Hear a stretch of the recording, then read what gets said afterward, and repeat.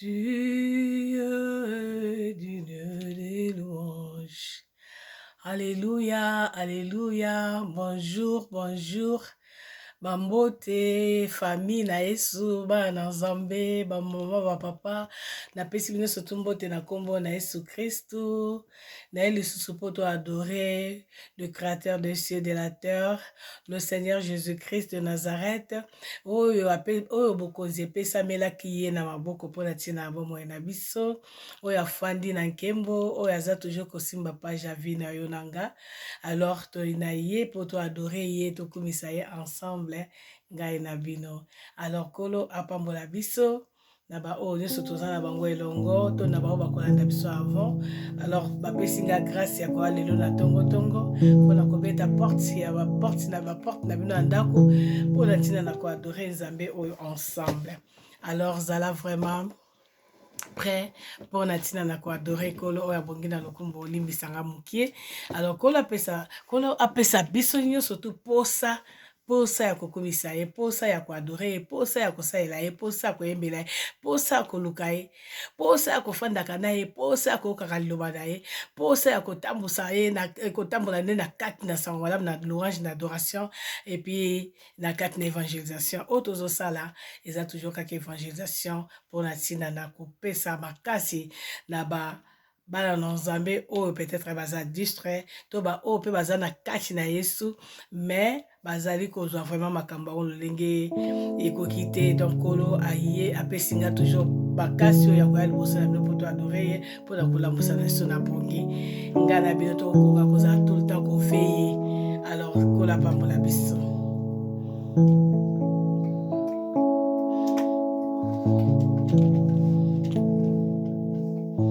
Tu es l'alpha et l'oméga. Nous t'adorons, Seigneur.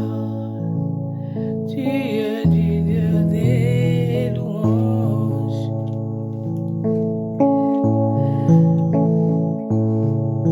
Il est l'alpha et l'oméga. Nous t'adorons, Seigneur. Tu es du Dieu des louanges. Nous te rendons toute la gloire.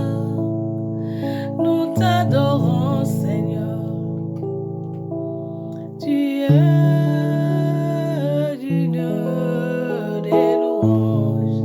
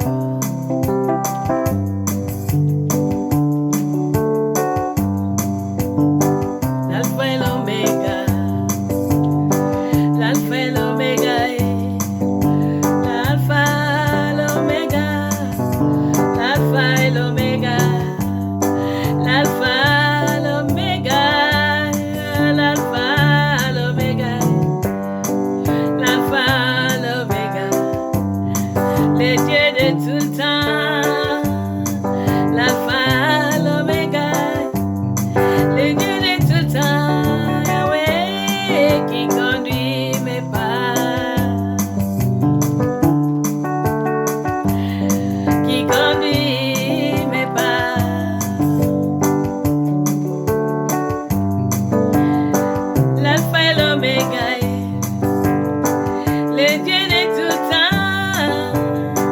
l'alpha l'oméga,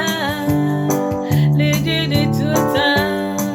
Zamba Simba Buka Bomo Iponangai, le Dieu de tout temps, Zamboyo Bapesa Kaye Bokozi Ponatina Nanga, le Dieu de tout temps, Zamboyo Simba Mokili na Loboko na Ye, le Dieu de tout temps, Jésus, oh Jésus, qui conduit mes pas.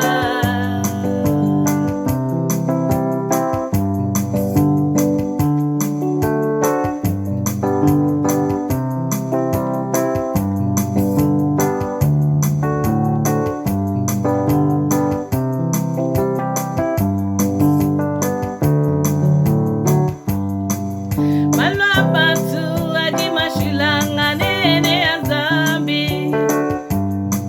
Malwa bantu adi mashilanga nene ya Ebowa.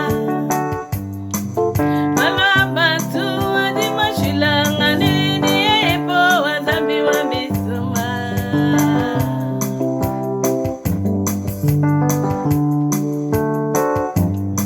Mwana chikondo chacha pativa mwana, Mandonda tatu memendila mama, chikondo chacha pativa mwana, Mandonda tatu memendila mama, katataka ndila Zambi, ndila Yesu ndila nyuma, katataka ndila Zambi, ndila Yesu ndila nyuma, Yesu.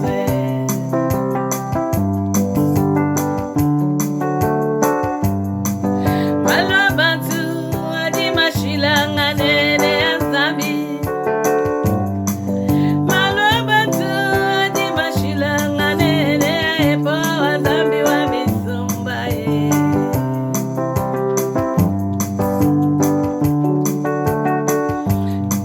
Chikondo chacha pachiva mwana, Mandonda tatu memendila mama, chikondo chacha pachiva mwana, Mandonda tatu memendila mama, katataka ndila Zambi, ndila Yesu ndila nyuma,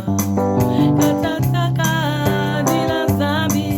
ndila Yesu ndila nyuma.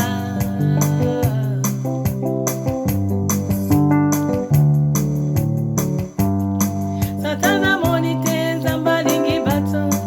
abotola kikoyoka na bango. Satana monite Zambalingi bato, abotola kikoyoka na bango. Yango wana awana koyemba, matoye koyoka mitema mibanga. Yango wana awana koyemba, matoye koyoka mitema libanga.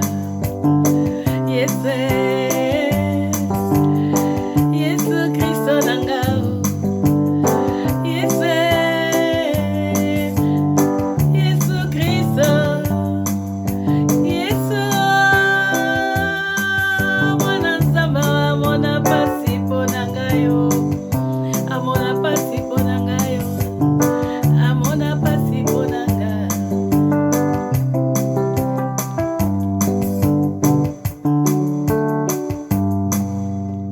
Alléluia. Avant tokende lisusu na adoration, nakosepela toujours koya liboso na Nkolo na parole de Dieu, po tokende pas plus loin nanu na koyemba sans que to méditer parole moko ya Nzambe. Na kolingi kotalisa oyo tosangani, oyo toza kokumisa sikoyo, oyo apesi biso opportunité pe grâce oyo, kombo na ye Jésus Christ de Nazareth. Alors prière nanga na yo ezali ke tokoka na koyeba azali nani liboso na biso, pourquoi tokumisaka ye, pourquoi tondimaka ye, pourquoi tobeyelaka ye, pourquoi totangaka kombo na ye, pourquoi tosepelaka kogumbamela ye. Nalingi oyeba baculture ya Nkolo Yesu oyo, yango wana ntango azali kotuna azalaki na bayekoli na ye, ntango atunaki bango nga nazali nani, Simon Pierre azongisaki azali Christ, le Messie.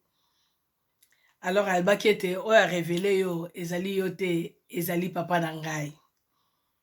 Ape achangeaki Pierre ayebisi eke banda lelo alakaki Pierre ayebisi eke banda lelo nakopesa yo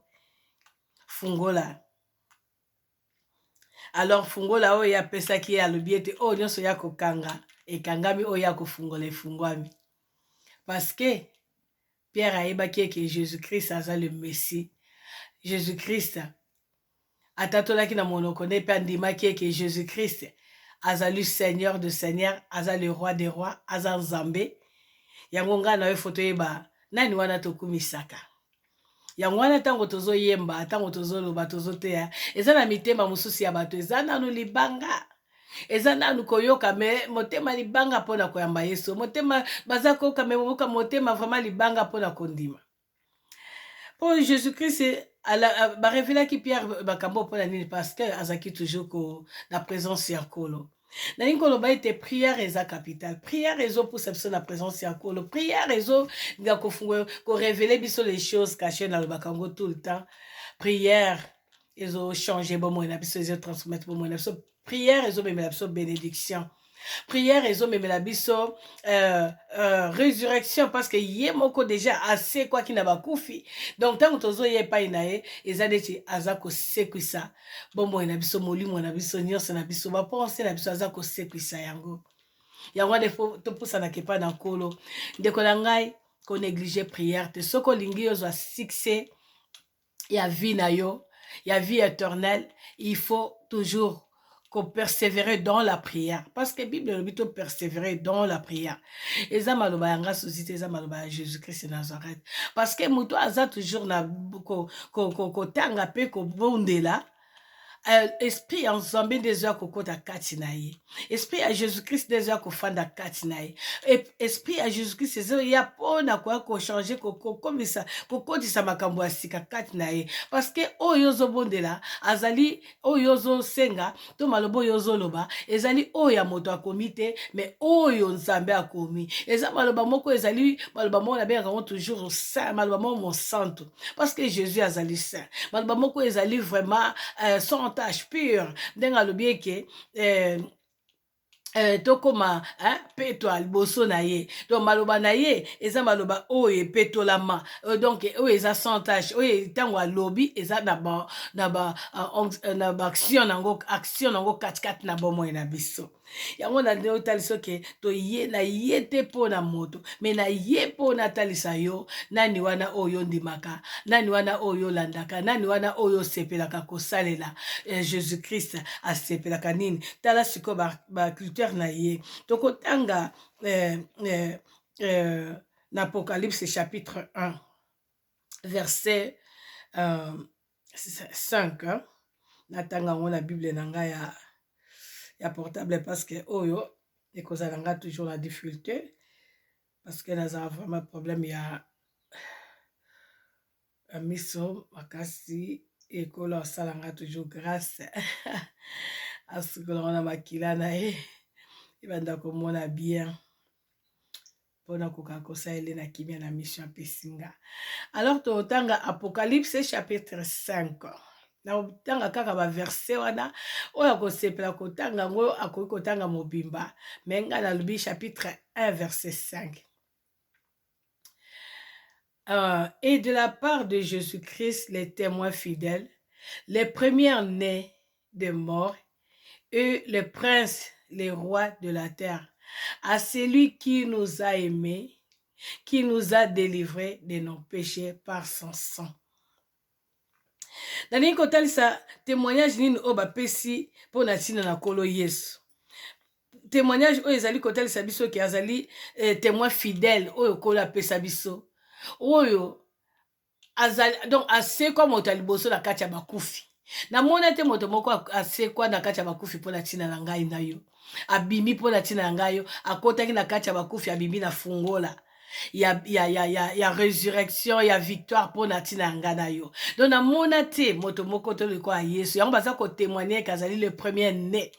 entre les morts abima c'est quoi ezali Jésus-Christ. Dans Apocalypse chapitre 5 chapitre 1 verset 5 eza ko témoigner ko pesa biso témoignage oyo ya maloba ya Nzambe pour la tina na Christ azali nani pour la tina na ngai le roi des rois le seigneur des seigneurs oyo azali likolo ya bokonzi nyonso ya samoi Jésus-Christ yango wana na ye pour natalisa oyo toujours que olinga toujours kozala toujours na présence ya Nzambe na kati ya prière alors tokokita mpona kotalisa lisusu babengi ye nani azali nani na kati na Apocalypse tokiti kaka na 1 wana na 8 na 8 bayebisi biso ke Jésus-Christ totanga moke alobi ke Jésus-Christ totangi je suis l'alpha et l'oméga Dieu le Seigneur Dieu le Seigneur Dieu c'est lui qui était et qui vient le Tout-Puissant. Donc Jésus-Christ, oyo azali le roi des rois, oyo azali l'alpha et l'oméga, oyo azali le Seigneur, le Seigneur Dieu, donc azali Nzambe. Nzambe oyo bapesi bokonzi ya kozala Nzambe kati na ngai na yo. Donc Jésus-Christ azali likolo ba Nzambe nyonso. Jésus-Christ azali ebandeli pe suka mpona tina bomoi na yo. Lelo tozomona ota musu mutu azali koyeba te tosala nini me tozala Nzambe moko bapesi bokonzi oyo akufa se kwa oyo ayaki na saa mokili kovanda koumela kati pembe na saa moi mpona kolakisa makambo na ye oyo andima kopesa bomoi nde mpona yo oyo andima kosepela kolakisa biso secret na ye mpo tokoka na kozala na bomoi ye wana nde bayebisa biso azali l'alpha et l'oméga azali kolo azali Nzambe oyo azalaki azali pe akozala pe akotikala azali le tout puissant. Donc Nzambe oyo azali le tout puissant tango naza kokumisa oza koadore ezala na assurance ete oza na moto moko oyo ayaki asekwa mpona ntina bomoi no aza tout puissant eke nyonso ozosenga epai na ye yo kozwa yango parce que aza Nzambe. Toza na Nzambe mosusu te oyo ayebi biso oyo akoki kotanga kombo na biso na kati ya boucle na livre de vie. Toza na Nzambe mosusu te oyo ayebi ngai na yo oyo akoki koloba biso liboso na papa. Toza na Nzambe mosusu te oyo ayebi ngai na yo oyo akoki kobundela biso na kati na ba piège to na kati na ba problème oyo eza ko dépasser bomoi na yo. Toza na mosusu te oyo asopaki makila na ngomba na Golgotha lokola Yesu azali te kaka Jésus-Christ de Nazareth. Yango na lingi ko naza kota que Bible etalisi biso to mokanda na prophétie etalisi biso na kati ya Apocalypse chapitre 1 ezali ye nde oyo azali le premier oyo ayaki et puis ezali ye l'alpha et l'oméga et puis tozo kita toujours na Apocalypse 5 pour na tina na kokende confirmer toujours l'alpha et l'oméga na kati na bomoi na biso azanani na Apocalypse chapitre 5 verset 5. Et ceux qui ont 8 ans, on a nazo pesa yo eza ba verset oyo ekoki kokangisa yo pona koyeba monene na Nzambe Jésus-Christ azanani na minute oyo okokana kozala koluka ye avec assurance avec nanaloba espoir to espérance to détermination et que Jésus-Christ ozolanda aza ya bakufi te aza ya bomoi aza Nzambe oyo alobaka aza Nzambe oyo atambolaka aza Nzambe oyo asalaka. Alors tokotanga na Apocalypse chapitre 5, verset 5. Et j'ai vu au milieu du trône les 4 êtres vivants, pardon, na l'erreur, et l'un des vieillards me dit, ne pleure point. Voici les lions de la tribu de Juda, le rejeton de David, a vaincu pour ouvrir les livres les 7 sceaux. Donc bazotalisa biso ce qui otali yango na ebandeli to na obandi yango na likolo okomone ke tango ange azali koloba na kati na epai na Yohane Bible elobi ke akoyaki parce que bazali ko confirmer makambo ya azali komona akoyaki liboso na ange mais ange ayebisaki eke alela te mais eza na moto moko oyo akoki kofungola livre de vie ye wana nani ezalaki Jésus-Christ oyo batangeli biso awa oyo azali le lion de la tribu de Juda oyo ayaki mpona tina le rejeton de David oyo alongaki alonga nyonso asimba buku ya livre de vie ya 7 sceaux oyo ya 7 église cette so lelo tozomona ange ntango ayaki aza kotalisa église na église na makambo nango église na église na makambo nango donc na kati na église na makambo nango ezalaki na baproblème nango bao bazalaki kokumisa nzambe me bazalaki lokolo moko libanda komona kati bao bazalaki kokumisa nzambe me bazalaki ntango mosusu na bamagie na bango bao bazokumisa nzambe me bazalaki l'air moko na bamakambo ya mabe donc ntango ange ayaki korevele révélation epai ya yohane mais suka nango yohane atalaki mpo ezalaki grave parce que jésus azalaki koloba toujours na kati l'esprit ya nzambe ezalaki koloba kati na yohane eke oyo aza na mato ya koyoka ayoka aza na motema kondima andima mais yohane ntango akweyaki bayebisaki eke kolela te kogumbama te to kolela te eza na moto oyo asimba boucle de vie na ina alobi ke jésus christ le prince de paix oyo bapesa ye bokonzi nyonso oyo akufa asekwa aye mpo arevele yo ke arapele yo bolingo na ye epai na yo ozala na assurance ya solo ozala na kondima ya solo kondima oyo etongami likolo ya libanga kondima oyo ezali ya kolengalenga te kondima oyo ezali ya badivision mpa bapamba te kondima oyo ezali na kokoloba ya nayebi te soki nakoloba ndenge nini ya de gauche à droite eyebanaka te soki ezali ndenge bible elobi oza ni chaud ni froid mais awa bayebisi biso ke eza na moto moko oyo asimba buku ya livre de vie ye wana nde tokolinga totatola ye wana nde eza esepeli esengeli tozala toujours ntango nyonso na kokumisa na kosanzola na koyembela ye parce que nazomona na kati na mokanda ya prophétie awa bazoyebisanga ke à tout moment les anges bazali kokwea liboso à tout moment les anges bazali kokita liboso na nkolo yango nasepelaka toujours mokanda ya apocalypse mpo etindaka ngai na sanzola esu nzambe wana koleka lisusu parce que soki namoni baoyo bazalaki déjà na gloire na ye ndenge baza kobwaka couronne na bango na se mais biso ntango mosusu tovandi omona tozotala kaka bamakambo na biso tozotala kaka nde mokili yango ezoleka tozotala kaka baprojet tala lelo nde baprojet ekangami halleluya lelo baprojet ekangami lelo baprojet esuki na nzela so nazotala na badate mosusu oyo bandeko bazalaki nango oyebi mpasi na motema obongisi nyonso oyebaki ke elobi eza mokolo na nga oyebaki elobi na kosala eloko boye mais ekomi na mokolo yango bakamati bakangi porte eza mpe na lere mpe kokóma mpe mokolo na suki ozalaka ndenge wana bato bakokanisi eke elobi na kozala na feti elobi na kozala nini omona ezalaki yo te mokolo na suki ekoki porte ekangami moyo kende eza te mosala eloko eza te makambo nyonso esukeli yo kaka wana okomi yo ngai yo donc tokanisa bolingo na nzambe jésus aza bien eloko eleki nzambe ezali te nalingi kolobela bandeko na nga bana na nzambe tozala baoyo bazali vraiment na posa ya kozala vraiment na présence ya nzambe oyebi makambo ekoki kozala nango mais ezala te ke elembisa biso ezala te ke neti efandisi biso omona donc ekomisi yo peut-être parteur okomi epa bakoti yo na ndako non toza bato ya kokota na ndako mais ya koluka vraiment présence ya nzambe parce que balakisi biso eke aza ye nde oyo ayaki akufa asekwa na kati na bakufi oyo bapesa ye bokonzi nyonso oyo na bokonzi nyonso na maboko na ye alobi tout ce que vous demanderez à mon nom je vous donnerai so bozosenga yango na kondima bokozwa yango aza nzambe oyo akosaka te jésus christ de nazareth yango Apocalypse 5 ezolobeke 5 verset 5 ezotalisa biso ke ye nde aza na livre ya 7 so donc aza na livre ya makambo nyonso ezoleka na sa moyo oyo ye aza nango azotala page moko likambo moko na moko me ngai na yo totelema te ngai na yo tobelela ye parce que babi ye nde l'alpha et l'omega eza ebandeli mpe suki eza ye oyo ye abandi mpe akosukisa yango soki abandi likambo akosukisa yango soki mpe bosengi ye nyonso bokosenga aza capable ya transmettre ya ko changer nyonso na seconde parce que ye asimba nyonso na maboko donc namonaka ntango balobi ke asimbi nyonso na loboko na ye azotala yango donc mokili oyo ndenge ezali eyebani ebandeli te epai esuki te donc yesu azotala yango donc eza eloko ya mokie na maboko na ye donc aza capable ya kofina ata badesizio nyonso ezali kozwama ekoki na koya koampeshe yo okana kozala toujours na présence ya nzambe ekoki na kokomisa yo ntango mosusu na désespoir mais nyonso eza na maboko na nkolo totelema totelema parce que prière na nga na yo eza lokola neti tomatisi moto ya molimo mosanto likolo na liboso na nkolo mpo na ntina na kobelela ye mpo na ntina na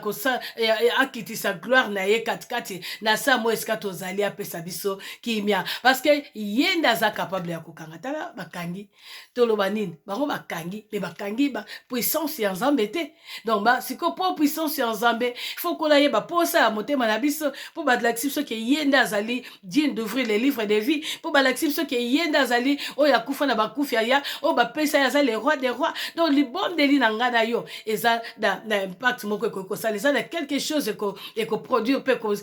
ekomanifeste libondeli na ngai na yo mais mpo libondeli wana ekokisama ezoluka relation moko kati na yesu relation moko oyo ezali correspondre na liloba na nzambe na bolingo na nzambe naloba nini nabenga yango balwa to nini donc oyo ezali nabenga yango nini donc oyo ezali kocorrespondre naloba moni nakoki koaplike wana oyo ekoki kopesa biso toujours porte ya koavance soki nalobi eke badesizio ya kolo eza mwa pasi mais oyo ekoki korespondre na liloba na nzambe yango nde namoni eza capital parce que bible elobi eke aza liloba alors oyo akozwa maloba na ye atia yango en pratique abombi yango na kati ya motema ne maloba wana ekobikisa ye ekokangola ye parce que ye aza liloba parce que ye nde azali lumière ye azali chemin ye azali vie ben babengi ye il est la vie le chemin la vie parce que c'est eza kaka ye moko parole mais mibengi azali vie azali chemin aza tout donc ezoluka tokoka mpo te libondeli na ngai na yo esala effet tozwa liloba totia yango en pratique tozwa liloba sikoyo kotia yango en pratique eza nini banda kotala nazomona totangi nateyaka mingi acquirance ate badon de l'esprit mais cette fois-ci nalingi nalobela nano na Galate 18 oyo ezoloba nano esprit wana oyo ezomema mutu toujours na kufa donc jamais tokoki kobondela nzambe tokoki kosenga epa na nzambe ayoka biso ntango tozoumela nano na kati ya Galate 5:18 te soki na 20 ou bien na 21 parce que ezoloba baevre mort oyo ekomema bato na kufa yango wana moment oyo ezongisa biso toujours na présence ya nzambe parce que toza na nzambe moko oyo aza na makoki ya kobongola nyonso ya kochange nyonso na sa moi eza Jésus Christ eza ye me toluka ye ndeni na baprière yango wana na baprière nde oyo ekola ye korevele ata petelo mpona kolobaki non oyo boza na ye aza kaka moto te abengi bino oyo aponi bino bale 12 les 12 disciples na ye mais azali le messie azali nzambe yango alobaki tu es le messie ekola alobaki eza yo te moto yo te nde moto oyebi yango bongo mais ezali nzambe na ngai e papa na ngai nde moto arévele yo yango donc totika nzambe arévele biso les choses cachées ya lolenge nini tokoki kobenda présence ya nzambe ngolu na nzambe mawa na nzambe bolingo na nzambe totika kolobaloba ete ngai tovandi na ndako soki ndenge nini eza ngo na ntina te eza kaka yesu nde aza capable ya tout parce que bokonzi nyonso epesameli ye yango naye kolanse message oyo na ntongo yango naye kolanse message epa na ndeko na nga moko mpona kopesa force na ndeko moko tolinga mingi liloba na nzambe liloba échange biso liloba échange mentalité na biso liloba échange façon na biso ya koagir liloba échange lolenge na biso ya kozala ye elobeli liloba échange esukola motema na biso liboso na nzambe liloba échange parce que iloba ntango eyaki ekotaki na kati ya fete ya libala iloba echangeaki mai wana epesaki yango gu liloba ezwaki bavase ezalaki na salite echange yango ezwi valeur donc liloba za valeur ya kochange papasi oyo ekoti na kati ya samo oyo kokolongola mawa kokomisa yango esengo parce que aza liloba se tozodeklari kaka ye na liloba parce que liloba nde yango nde ekomamaki nalobaki na bino eke na kati ya bible na nga natangi namoni quarantaine tozobayike quarantaine mais na kati ya bible na nga batalisi nga quarantaine ebandi na ancien testament esuki na nouveau testament e namoni mpe na kati ya quarantaine ezalaki likolo ya mabe nde bapasi ezalaki mais Yesu na mawa na etango aye balobi bien que ezala na Ancien Testament ezalaki ba sacrificateur moto bazalaki kosala ke bakokana komisa bato pire, mais na Nouveau Testament batalisi biso ke abikisaki bazomi moko kaka azongaki abikisaki bao bazaki na balepre moko kaka yaki kosenga merci. Est-ce que ozomona yango vraiment ezali normal kolo abikisi bato bazali neti 10 personnes à 10 personnes kaka moto moko nde aza koya mpona ntina kozongisa merci? Tobosani bolingo na Nzambe kati na biso mingi totalelaki mingi baposa na biso yango na ba quarantaine oyo ekoti biso lisu na bakati ya ndako nani akobima liso akende osala liso bakambo na ye nani eza kaka kolo nde moto akoki kofungula porte oyo bango bakangi eza kaka kolo nde moto akoki kofungula bakadena oyo bango bakangi eza kaka kolo nde akoki kobimisa biso na kati ya baprison oyo me na kanali kaka ya puissance ya prière ya libondeli na ngai na yo libondeli na ngai na yo efo ezala pure libondeli moko ezali pure oyo ya bato oyo bazali perfect liboso na Nzambe tokokita mpona kotala ye parce que ye azali elamba ya peto elamba ya kembo tokokita kaka na sepeli tokozala kaka na kati na Apocalypse. Toke na Apocalypse 17 verset 14 pour na kotala l'agneau de Dieu oyo ayaki kobikisa ngai na yo. Apocalypse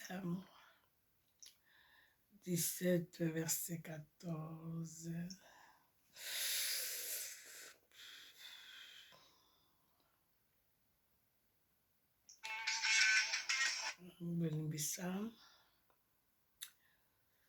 Apocalypse 17 verset 14. Elobini. Ils combattront contre l'agneau et l'agneau les vaincra.